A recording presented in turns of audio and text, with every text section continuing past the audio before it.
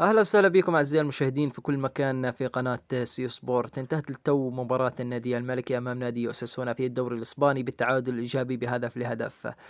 المباراة شهدت أخطاء تحكيمية كارثية وعديدة بحق النادي الملكي نادي ريال مدريد. عدة أخطاء كارثية ساهمت بخروج النادي الملكي متعادلا وفقده لنقطتين مهمتين في صراع الدوري الإسباني، واحتمال فقده لصدارة الدوري الإسباني أيضا في حال فوز أتلتيكو مدريد في مباراته غدا. من عدة النقاط التي نركز عليها أعزائي المشاهدين، أولها طرد اللاعب جود بلينغهام الذي حصل على بطاقة حمراء مباشرة، أيضا عدم احتساب ركلة جزاء واضحة على اللاعب فينيسيوس جونيور، أيضا ركلة جزاء لنادي أوساسونا مشكوك في صحتها احتسبت وسجل منها النادي هدف التعادل. صحيفة الأس عن سنذكر ما كتبته صحيفة الأس، ولكن كتبت أنه إذا ثبت أن جود بلينغهام وجه كلمات فيها إهانة لحكم المباراة فمن المحتمل إيقافه من 4 إلى 12 مباراة، فهذا غياب مؤثر سيكون للنادي الملكي وضربة أيضا قاسية ستكون للنادي الملكي إذا ثبت أن جود بلينغهام تلفظ بألفاظ بذيئة اتجاه حكم المباراة.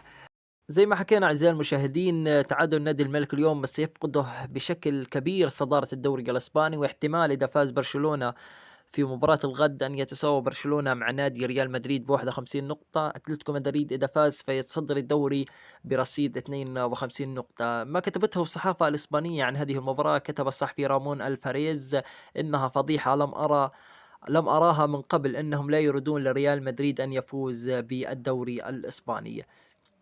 أيضا صحيفة ماركا كتبت أنه كان هناك هتافات بالموت لفينيسيوس جونيور خلال الشوط الأول من هذه المباراة. أثناء المباراة كتب الصحفي خوسيه سانشيز أنه يجب أن يغادر لاعبي ريال مدريد الملعب فورا بسبب هذه الأخطاء في هذه المباراة. أيضا كتب الصحفي سانشيز أنه أفضل تكريم للذكرى السنوية الثانية لقضية نيغريرا، وهو الذي أقيم في ملعب آل ساردا ملعب نادي أوساسونا. قناة نادي ريال مدريد بعد انتهاء المباراة كتبت الفساد في الاتحاد الإسباني 1، نادي ريال مدريد 1. كتب الصحفي أليكس رودريغيز يتعين على ريال مدريد إيجاد طريقة لترك هذا الدوري القدر واللعب في الدوري الإنجليزي. لا البطولة نفسها ولا الفرق المشاركة فيها تستحق أن تعيش على عظمة ريال مدريد. هذا الدوري بدون مدريد لا شيء.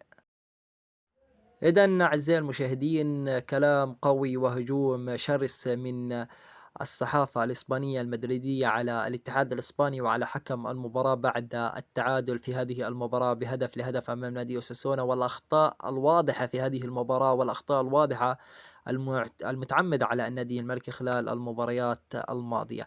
فانتظرونا أعزائي المشاهدين، قبل ما نختم هذا الفيديو انتظرونا بفيديو قادم سنتكلم فيه أكثر عن ما كتبته الصحافة الإسبانية وما قاله المدرب أنشيلوتي واللاعبين بعد نهاية هذه المباراة. فانتظرونا بإذن الله، ولا تنسونا من دعمكم بالإعجاب بالفيديو والاشتراك بالقناة كنتم غير مشتركين.